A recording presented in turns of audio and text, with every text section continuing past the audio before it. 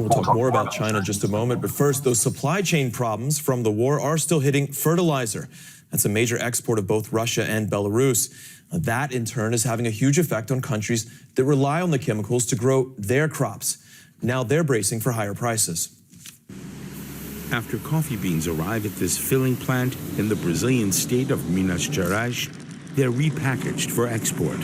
But transport costs are rising along with the cost of energy. Most exports are headed for Europe, but European coffee connoisseurs will soon have to dig deeper into their pockets to get their morning brew. Coffee prices will increase because of the war in Ukraine. We don't expect a shortage of fertilizer, but we purchase 20% of it from Russia.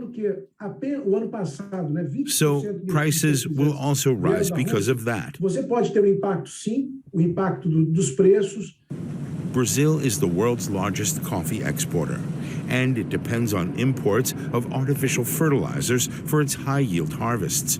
But the war in Ukraine has halted supplies from Russia and Belarus. Brazil's government has now adopted an emergency plan to boost its own fertilizer production.